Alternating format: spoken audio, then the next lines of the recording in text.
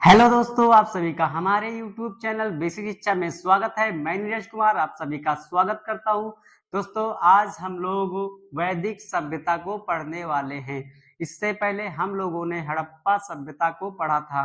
हड़प्पा सभ्यता का पतन 1700 ईसा पूर्व माना जाता है।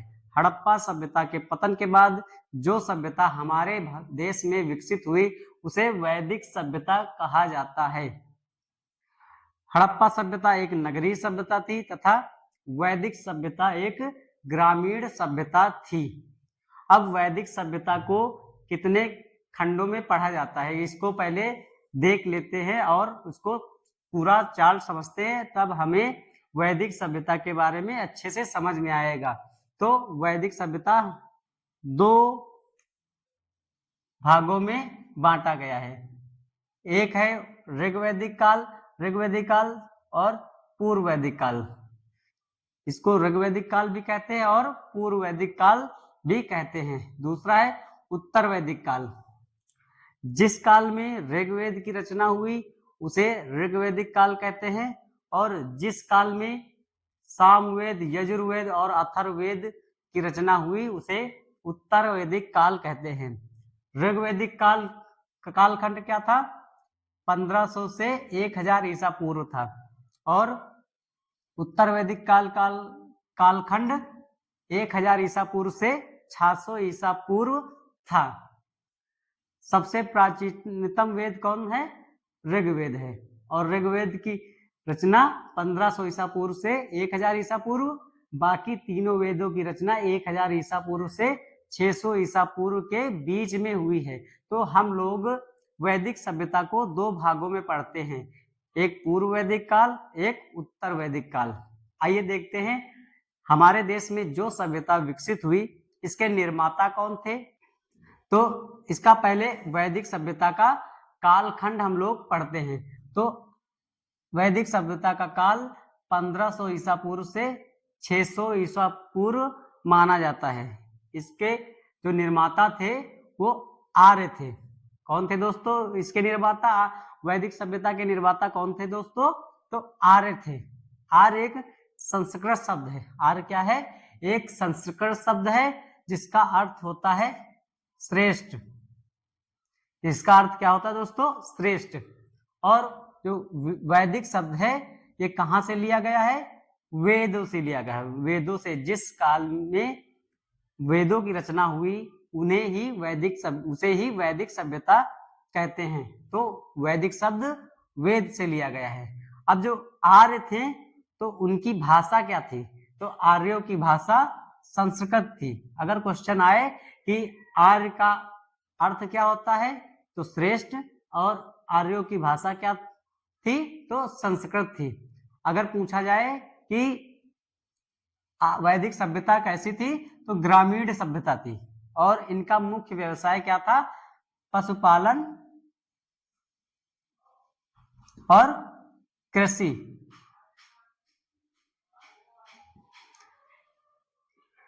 हड़प्पा सभ्यता का व्यवसाय क्या था दोस्तों?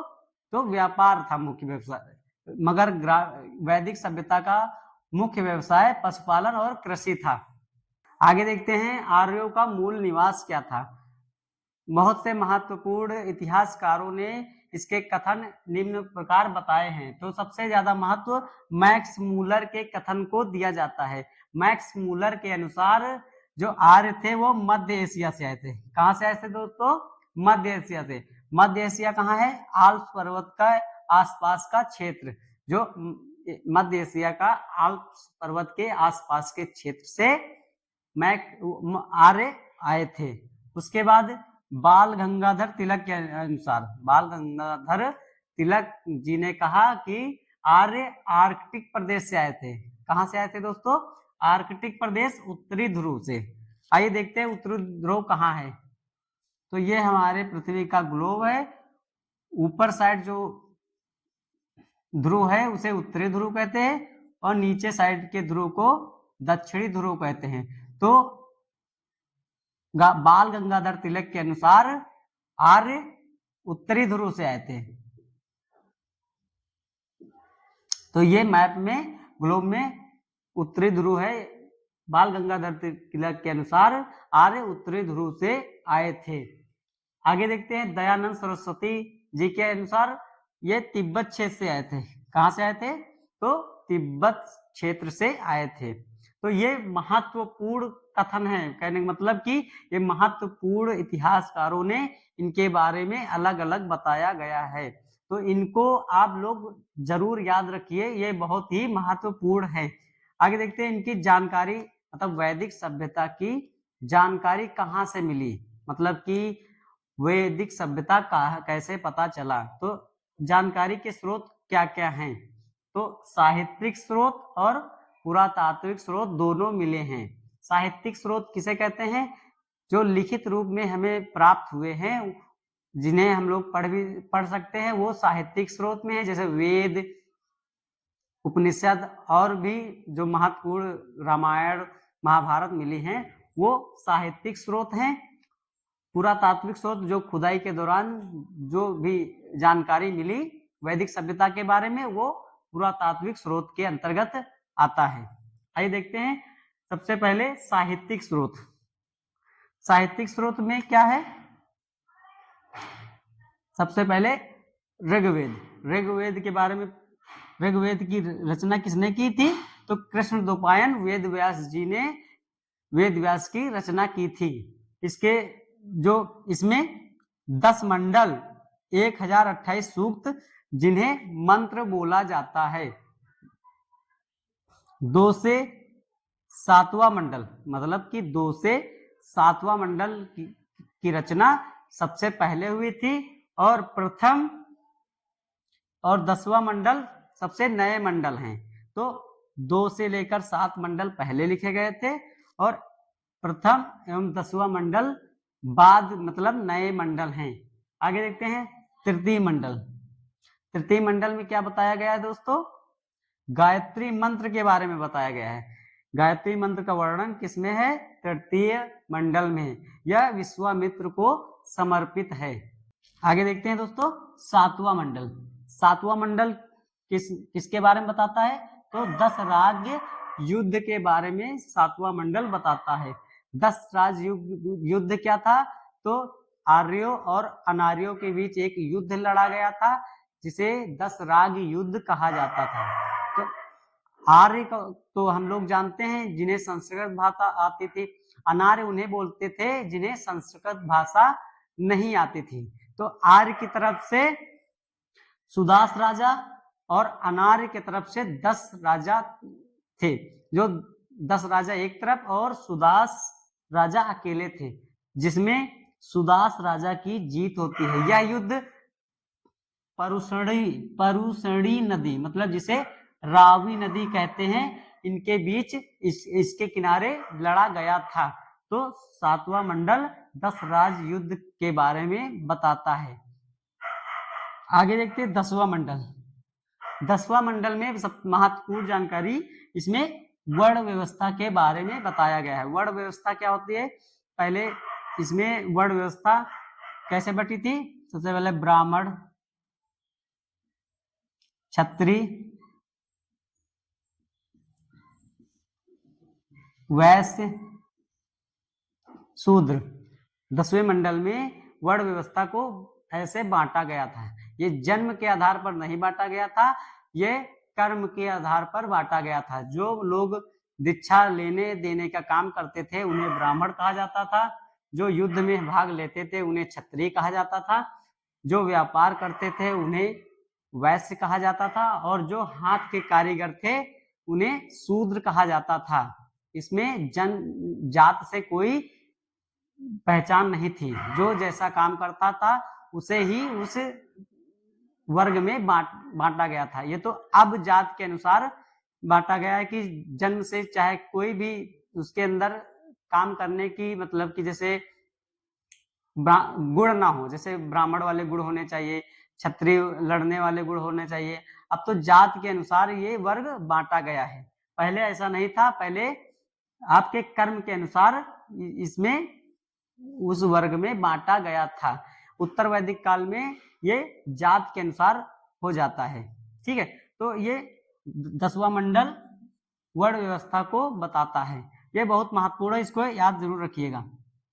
आगे देखते हैं, ये तो ऋग्वेद के बारे में हो गया। आगे दूसरा वेद कौन सा था, तो सामवेद। सामवेद में क्या है, ये संगीत का वेद है। इसमें गायन संबंधी जितनी भी रचनाएं हैं वो सामवेद में लिखी गई है। आगे यजुर्वेद। यजुर्वेद में यज्ञ की विधियों का वर्णन किया गया है। यज्ञ संबंधी जितनी भी विधियां हैं ये यजुर्वेद में लिखी गई हैं। और यजुर्वेद की रचनाएं गद्य एवं पद्य दोनों में लिखी गई हैं। यजुर्वेद की रचनाएं गद्य एवं पद्य में दोनों में लिखी गई हैं। अथर्ववेद। अथर्ववेद में जादू, टोना, वशीकरण आदि सभी घटनाओं का वर्णन किया गया है। तो ये महत्वपूर्ण चारों वेद के बारे में हम लोगों ने जानकारी प्राप्त की है। तो ये हो गए साहित्यिक स्रोत, वैदिक सभ्यता के साहित्यिक स्रोत हो गए। अब पुरातात्विक स्रोत देखते हैं। पुरातात्विक स्रोत में क्या बताया गया है। पुरातात्विक स्रोत में प्राप्त अभिलेख बोगस गोई एक अभिलेख है जो कि मध्य एशिया से प्राप्त किया गया है, जो ईरान देश में स्थित है। बोगस कोई अभिलेख जो मध्य एशिया में स्थित ईरान देश से प्राप्त किया गया है। इसमें यह अभिलेख 1400 ईसा पूर्व पुराना है। जितनी टाइम क्या चल रहा था, ऋग्वैदिक काल चल रहा था। इस कैसे पता चला कि यह अभिलेख हमारे सभ्यता से मैच करता है, क्योंकि ईरान मध्य एशिया में है और अपना भारत से काफी दूर है। तो कैसे मैच किया गया, तो उसमें उस अभिलेख में इंद्र, वरुण, मित्र, नासत्य आदि देवताओं का वर्णन मिलता है उस अभिलेख में। तो उतनी टाइम हमारे भी देश में इन सभी देवताओं के बारे में लिखित जानकारी प्राप्त हुई है। तो इस कारण यह अभिलेख ऋग्वैदिक काल से मैच करता है, तथा यही जो बोगस गोई अभिलेख है तो ये पुरातात्विक स्रोत का मेन माना जाता है कि हाँ कि इस अभिलेख से वैदिक सभ्यता का पता चलता है। आगे देते हैं, आर्य समाज 5 भागों में विभक्त था। आर्य समाज कितने भागों में दोस्तों विभक्त था, तो 5 भागों में। पहला क्या था, कुल, दूसरा था ग्राम, तीसरा था विश्व, चौथा था जन और पांचवा था राष्ट्र। ये क्या थे, तो कुल को परिवार कहा जाता था। कुल को क्या कहा जाता था, परिवार। और ग्राम को तो गांव कहते थे। अब कई गांव मिलकर एक विश्व का निर्माण करते थे। विश्व क्या होता था, जैसे आज विकास खंड होता है अपने क्षेत्र में, उसे विश्व कहा जाता था। जन मतलब कि जनपद, जन को जनपद कहते थे। और राष्ट्र को जो इतनी टाइम राज्य, जिसे राज्य बोलते हैं, उतनी टाइम राष्ट्र बोलते थे। तो ये 5 भागों में विभक्त था। अब उनके जो मुखिया थे, परिवार के मुखिया को क्या बोलते थे, कुलप बोलते थे। परिवार के मुखिया को कुलप बोलते थे। ग्राम के मुखिया को ग्रामणी बोलते थे। विश्व के मुखिया को विश्वपति बोलते थे। और जन के मुखिया को जनपति और राष्ट्र के मुखिया को राजा बोलते थे। ये बहुत महत्वपूर्ण है, इसको दोस्तों याद जरूर करिएगा। तो ये 5 भागों में बांटे गए थे। इनके मुखिया को और इनके जो कुल को क्या कहते थे, ग्राम को क्या कहते थे, ये पूछता है पेपर में। ये बहुत ही महत्वपूर्ण है। अब ऋग्वैदिक कालीन नदियों के नाम पढ़ते हैं। ऋग्वैदिक कालीन जो नदियां थी उनके क्या पुराने नाम थे वो भी पढ़ लेते हैं। तो काबुल को क्या कहते थे, कुबा कहते थे। काबुल को कुबा कहते थे। सिंध को सिंध या हिरथ नदी कहते थे। ये बहुत महत्वपूर्ण नदी थी वैदिक काल में। और झेलम को वितस्ता कहते थे। चिनाब को अस्किनी नदी कहते थे। चिनाब को क्या कहते थे, अस्किनी नदी। रावी को परुषणी नदी, रावी को पुराना नाम परुषणी नदी। और व्यास को विपाशा। ये महत्वपूर्ण नदियां हैं। और भी नदियां हैं, ऋग्वैदिक कालीन नदियों के नाम हो गए। इसमें से सबसे पवित्र नदी किसे माना गया है, सबसे पवित्र नदी, तो सरस्वती नदी को सबसे पवित्र नदी माना गया है। आगे देखते हैं, इसके जो गाय को क्या कहते थे ऋग्वैदिक काल में? गाय को अधन्य कहते थे। अधन्य का मतलब होता है कि जिसे मारा जाने वाला पशु। वैदिक सभ्यता में ऋग्वेद में बताया गया अगर गाय को घायल या किसी ने मारा तो उसे मृत्यु दंड देने का वो निर्णय था, यानी मतलब उसे मृत्यु दंड दिया जाता था अगर गाय को आप घायल कर रहे हैं या फिर मार दिया है। आगे मरुस्थल को क्या बोलते थे? धन्य बोलते थे। यौ को क्या बोलते थे? जौ बोलते थे। समुद्र को क्या बोलते थे? तो परावत। ये महत्वपूर्ण ऋग्वैदिक काल के नाम हैं जिन्हें क्या क्या बोलते थे। और देखते हैं ऋग्वैदिक काल में किसकी कितने बार उच्चारण किया गया है। तो ऋग्वैदिक काल में इंद्र का उच्चारण 250 बार किया गया है। इंद्र ऋग्वैदिक काल के प्रमुख देवता थे और ऋग्वैदिक काल में इंद्र प्रमुख देवता थे। उत्तर वैदिक काल में प्रजापति प्रमुख देवता हो जाते हैं। कौन हो जाता है? प्रजापति। तो ये भी एक अंतर याद रखना, ऋग्वैदिक काल में प्रमुख देवता इंद्र और उत्तर वैदिक काल में प्रमुख देवता कौन थे? प्रजापति को माना जाता था। ठीक है, तो अग्नि की कितने बार उच्चारण है? तो 200 बार अग्नि का उच्चारण 200 बार किया गया है। विष्णु का 100 बार, शिव का 3 बार, सिंधु नदी का 55 बार, यमुना का 3 बार, गंगा नदी का 1 बार और सरस्वती नदी का 50 बार उच्चारण किया गया। कहने मतलब कि ऋग्वेद में इसको इतनी बार लिखा गया या नाम लिया गया है। तो हम लोग एक मतलब इसमें महत्वपूर्ण जानकारी आज हम लोगों ने पढ़ा है।